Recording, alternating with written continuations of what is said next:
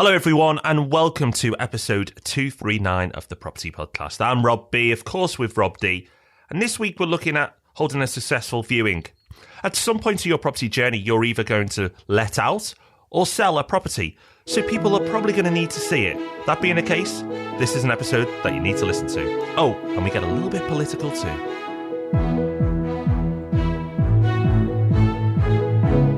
Yeah, viewings might sound like a mundane topic, but it is really important, and there are some small things you can do that can make a very big difference. So it could be one of those episodes where you just pick up a little factoid that makes your investing life a lot easier.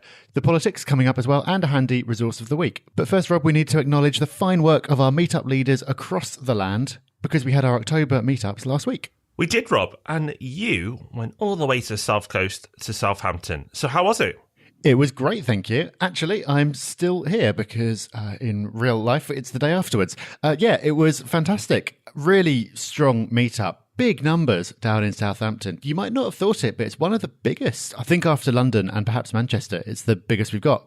Sarah and her team are doing a fabulous job down there, putting loads of effort in, and it was a really enjoyable evening. So hello to all the lovely people I met down there. And if you are anywhere on the south coast, or even if you're somewhere south of London. My geography isn't the best for the south of England, weirdly. I didn't realise how close Southampton was to London. I thought it was much further away. So even if you are somewhere south of London, it's an easy one to get along to as well. Highly recommended, and very good pizza. So if nothing else persuaded you, the pizza might do. Whoa, you didn't tell me about the pizza. If I wasn't going to Cheltenham next month, I'd be going down to Southampton for that. And it's why I go to St Albans every year for Christmas, because they do mince pies. We are led by food. Meetup leaders, take note. And remember, if you want to get along to a meetup, it's super simple. Just go to thepropertyhub.net/meetups. Get your free ticket to an event that's bound to be near you, unless you live in the North Pole, because we're pretty much everywhere else. Okay, something else that's been everywhere this week has been politics. Just as you've been lulled into a full sense of security by the summer break and it had all gone a bit quiet, they are back. The party conferences have been happening, which means that politicians have been out in full force talking about what they're going to do. And lots to be said about housing this time round. So shall we have a quick run through of what the parties are saying about their policies? Yeah, let's do it. It seems, Rob, that we should get on with the politicians because they talk about property as much as us. Let's go with Labour first. Yeah. Okay, so here's a summary of what Labour have to say. They say, we will take decisive action to raise standards for private renters by introducing new legal minimum standards to ensure that private rented homes are free from serious faults such as unsafe wiring and appliances, problem damp and vermin. They will also name and shame rogue landlords, those bloody rogues, and introduce tough fines of up to 100k for those who fail to meet new minimum standards. And they will give renters security by making 3-year tenancies the norm, with control on rent rises so that rents do not rise by more than inflation. They will give renters the option of ending the tenancy with 2 months' notice and explore new freedoms for the Mayor of London to do different things in London because of the particular pressures there. I've got no problem with 3-year tenancies. I think actually most landlords would welcome the option to offer a 3-year tenancy, but that the tenant can end it at any point with 2 months' notice doesn't seem even remotely close to a fair balance there. No, it's not really, is it? And they'd need to get around the mortgage limitations for any mortgaged properties because they wouldn't let you grant a 3-year tenancy.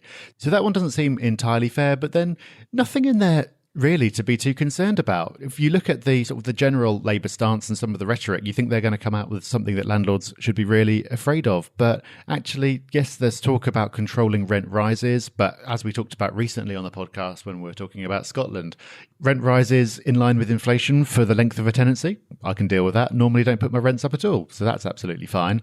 And the whole decisive action to raise standards and not allow you to have dodgy wiring and problem damp and vermin, well, that's already there anyway. The politicians seem to do this a lot. They seem to introduce more rules for the same thing because it sounds better to announce something new than to just try harder to enforce the powers they've already got. You already can't have any of these things, and I'm sure no one listening to this podcast would do. So nothing to be too concerned about there. So that's Labour, but the Conservatives have been busy making promises too. Yeah, they found some money, Rob. So first of all, $2 billion for council housing. You think that's a lot of money. Obviously, council housing is important, but more important to the Conservative government and I can't think why they'd want more homeowners, is a 10 billion for Help to Buy, another 10 billion on top of the billions that have already gone in. I was trying so hard not to be cynical, but it's impossible not to be, because you're right, Rob. It's so predictable.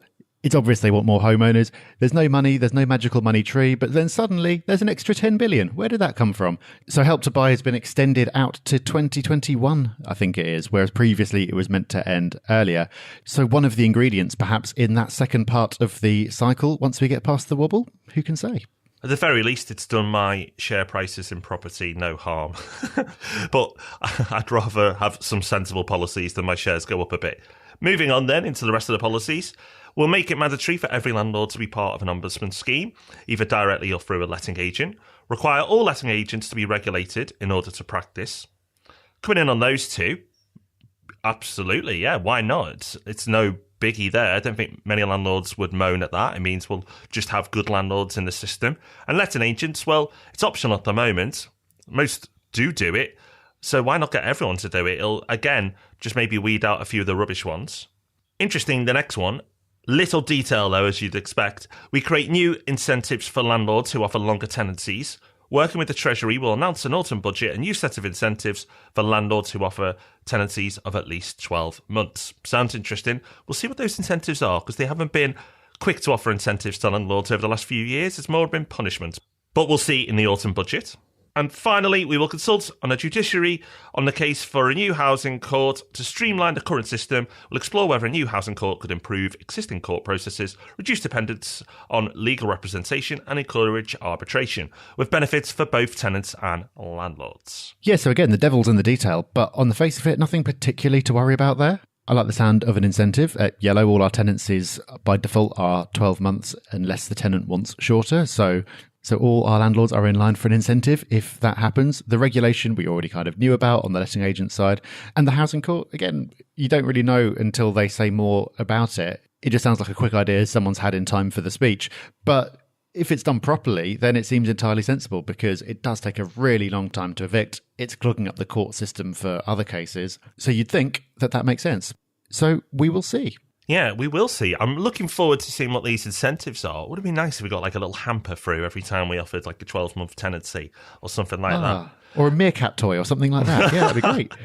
Let us know what you think the incentives might be. If you've got an idea of what the Tory government might offer us in the autumn budget, go to thepropertyhub.net/viewing, which is where you can find the show notes for this week's episode. And you can leave your comments in the thread created there.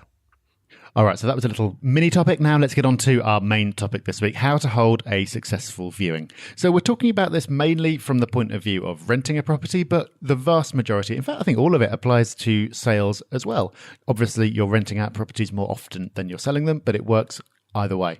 So from the rental point of view, the first thing you need to do is advertise effectively to get people wanting to view in the first place. Luckily, we talked about that recently, about 2 months ago, back in episode 231. So you can go to thepropertyhub.net/find-tenants for that episode. We talked through some interesting ways to advertise that you might not have thought of before. But having done that, you'll have people beating down your door wanting to see your property. From that point, yes, of course, you can bluff your way through. You know how to show someone a property. But there are some simple things that you can do to make it far more likely that you'll get lots of people interested, which means you can get it rented more quickly, which is great. And you'll have a wider choice of potential tenants. Or, of course, if you're selling, it means bidding war, which is what you really want. So, Rob, let's go through how to hold a successful viewing. And it all starts with a bit of preparation. It does. I wish I didn't have to even read the first one out, but I see this violated as a rule, as a tip, so often that we just have to. And the first one is, make sure the property is ready. I know, listeners, many of you will be pulling faces now, but check the front is tidy, no rubbish in the garden, posters cleared from behind the door, nothing obvious that will put people off inside. If there's tenants in there at the moment, there's clothes all over the place. Try and tidy them up if you can, or encourage them to tidy them up. Just do the obvious things to make the first impression a good one. I know it sounds really simple, but so often it's not done, and that kills so many sales and so many rental opportunities. Another one, though, but this one isn't done as much, but it's a really interesting tactic, is hold block viewings. Now, this is something we do at Yellow Lettings, and it's really, really effective. Because what you do is when you have multiple people turn up to one viewing, so how this would work is you'd say, right, no viewings in a week. All the viewings are between 5 and 6 on Friday, or Saturday at 10 till 12. The reason you do that is twofold. One, it's highly efficient, but two, when everybody is there, they're looking at each other, they start to see the other people there as not other people viewing, but as rivals. And I know it shouldn't work, it shouldn't change the dynamics, but it does. We often find properties, letting properties there and then when we do this. And the reason estate agents do it, or the more switched on ones, is because they know this works as well. So whole block viewings. If you're doing it yourself, then absolutely take this on and try it. If you're using an agent, either a estate agent or a letting agent, and they're not doing this, encourage them. They'll probably thank you and should pay you back some commission. Yeah, it really is amazing how well it works. It's not something we've always done at Yellow. We started doing it and the difference was really noticeable. It's crazy. Psychology is so important. You think people are rational? No, none of us are. And there's nothing to make someone want something like knowing that other people might want it too. So it really, really works. If you haven't done it before, give it a go. I think you'll be surprised. Okay, next one, simple, but again important. Text all the details in advance with clear directions.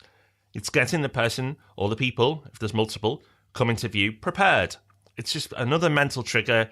One, it's helpful, so that's really good. But two, it's getting them committed mentally that they're going to turn up because you want people to turn up. And again, feel free to text on the day to confirm they're coming again. Because you know what? Life gets in the way of all sorts and it's easy not to turn up to a viewing. So again, it just encourages people to turn up or at the very least let you know if they can't make it. So a few tips there to get you started before they even walk in the door. So that's what you can do in advance. And then it's time for the viewing itself. What should you be doing there? So again, starting with the obvious stuff, arrive early. Get there a good 15 minutes before any of your viewers are due to turn up. That will give you a chance to air it out and make it feel less stuffy if it's hot. Turn on the heating and get it warmed up a little bit if it's cold. Again, it comes back to first impressions. You could have a beautiful house and it could be perfect in every way, but if it's freezing, people will be put off and they won't even necessarily know why. People form an impression within the first couple of seconds. And it could be something completely random that puts people off. So make it as comfortable as you can. Getting there early gives you a chance to do that. It also gives you a chance to have a tidy up if there are tenants living there at the moment. So doing viewings when a property is tenanted is tough, or it can be. Sometimes you'll get tenants who are really helpful and accommodating. They'll let you get in for viewings easily at the times you want. They'll tidy up for you and it's absolutely fine. But it can be difficult to get access and they could be not particularly motivated to tidy up. So you can't go through and shift all their stuff around and give it a complete clean, but you can do the basics to make it look more presentable.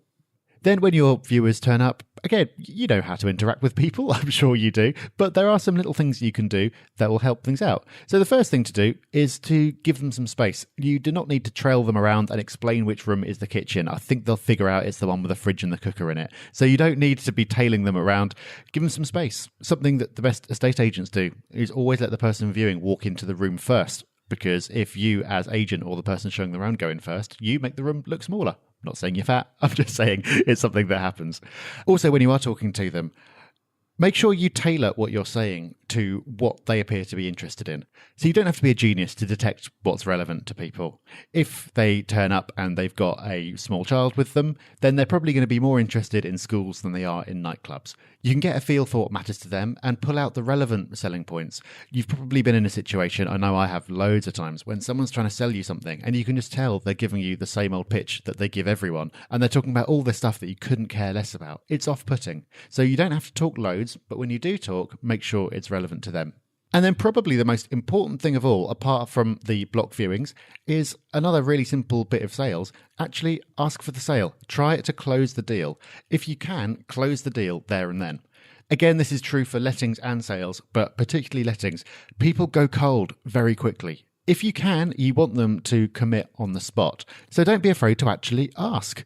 If you have to, you can leave it till the next day, but do it early the next day.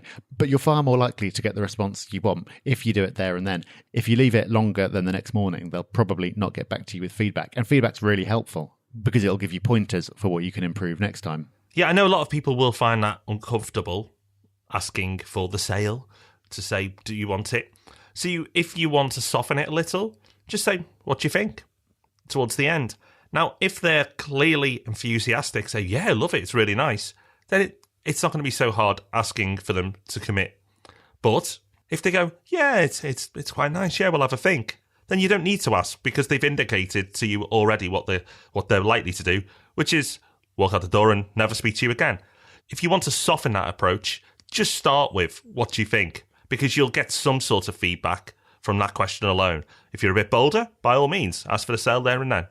Yep, that's something we do at Yellow as well. If someone's interested, then we'll actually call the office there and then and get them to put down their fee and start their application over the phone. If you've got positive momentum and someone's keen, make the most of it. Don't let them go cold. Block viewings, again, are great for forcing that kind of result and making people take action.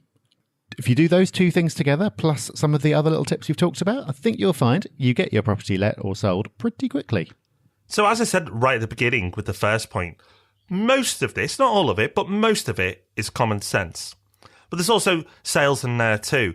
And that's important. It's just do the basics and then do a couple of the sales tweaks or marketing tweaks that we've mentioned there as well.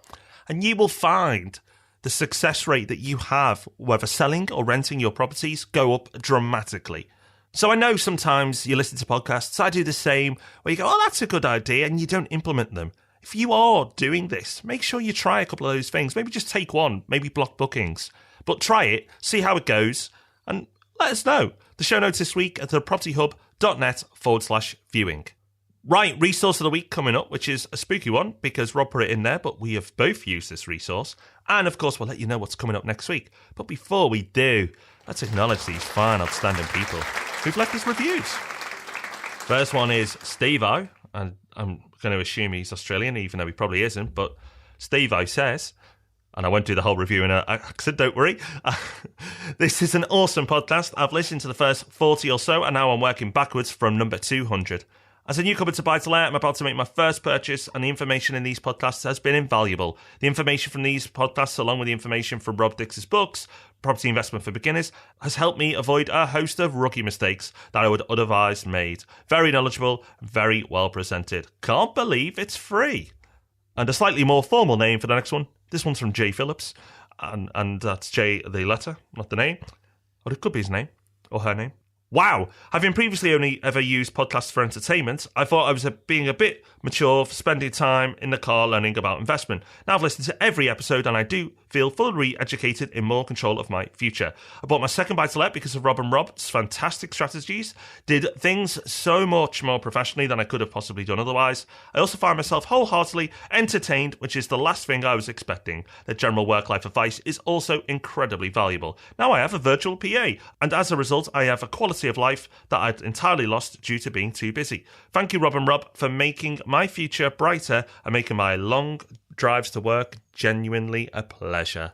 Oh, I like that one. I like both of them. Yeah, fantastic. Thank you so much. It's so good to hear when people have done something with the information. I know we say it a lot. It's great when it inspires people to big things, but it's also brilliant when there's just a small idea, like the virtual PA.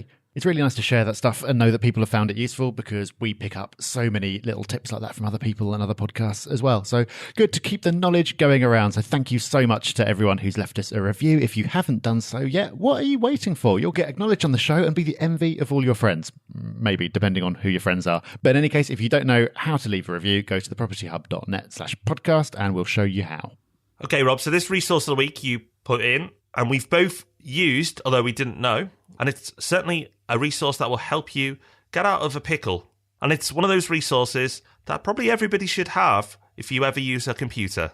Yes, I am incredibly reliant on Wi-Fi, but I don't think that's unique. I think we all are these days. And so when your Wi-Fi connection goes down or is a bit flaky, I tend to get a bit stressed and a bit angry. But you know what? My home Wi-Fi has been down for nearly a week. And normally by this point, I would be a quivering mess and I would be furious and you wouldn't want to get anywhere near me. But in fact, I've barely even noticed, thanks to this resource of the week.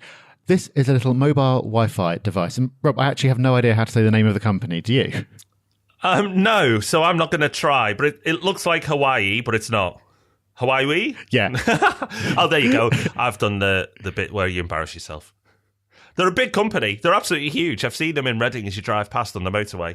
Well, maybe someone from Reading who works there can tell us how you pronounce the name of this company. But anyway, we'll link to it in the show notes so you can find it. That's at thepropertyhub.net/viewing. But anyway, the point is, this is a little mini mobile Wi-Fi device. So basically, it's a tiny little thing about the size of a credit card. You just pop a SIM card in there. It can be any SIM from any network, and it will broadcast a really strong data signal from there to your laptop, your phone, to any devices that you've got lying around. So it works off 4G, so it's not necessarily as fast as your Wi-Fi, but I found that it's actually really, really good. And I've streamed video, I've done webinars and all sorts, and it's been absolutely fine. So it's a really great thing just to have lying around, just in case, because it means that if your connection does go down, you don't have to suddenly rush out to a cafe or something. You just turn it on and carry on as you were.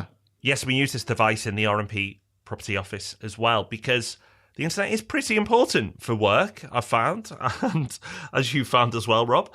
So when occasionally the office internet goes down, we have this as a backup. In fact, actually, we have 2 internet connections and this as the final backup. That's how seriously we take it. But it works. And even across multiple people, yes, you can't do loads of streaming and loads of things that take up bandwidth across multiple people, but you can do the basics even with multiple people on this device. So that's how good it is. So for a few quid, if you use the internet frequently, it's probably one to consider. Okay, so that is just about us for another week. Episode 239 is a wrap. So we've covered a lot of ground. Hopefully there'll be something in there that you've found useful. You can find all the things that we've talked about at thepropertyhub.net/viewing. Next week, we're going to be back to do it all again, of course. And Rob, an episode for people like me. Yes, you southern softies. It's an episode on the North. And you can call me what you want. I can't hear you because it's a podcast. Yes, it's a podcast on the North. It's an introduction to the North because people's geography generally isn't too strong, I've found. Luckily, I've been all over the place in the UK. And because I'm always travelling, my geography of the UK is fairly reasonable. But I don't think that's the case for most people, especially as I once heard Coventry described as one of the biggest cities in the Northwest. So people's geography generally isn't too sharp. So what we're going to do next week, and we'll cover other areas, it's not just a Northern Bias podcast. Next week, we're going to look at an introduction to the North, the Northern Powerhouse, if you will, as it's now been branded. But lots of people know about Manchester and maybe Liverpool and maybe Leeds, but not many people know much more beyond that. And actually their knowledge of those major cities as well is fairly limited. So we're going to give you an introduction to those places, things that you probably had no idea about right now, that possibly only people local to it understand, or maybe they don't even know what's on their doorstep or what's happening right now. So it's going to be a really good episode. Make sure you join us for that one. Yes, indeed. We look forward to seeing you then. And of course, we'll see you before then on Tuesday for Ask Rob and Rob. In the meantime, wherever you are, whatever you're doing, enjoy doing it, and we'll see you very soon. Bye-bye. Bye-bye.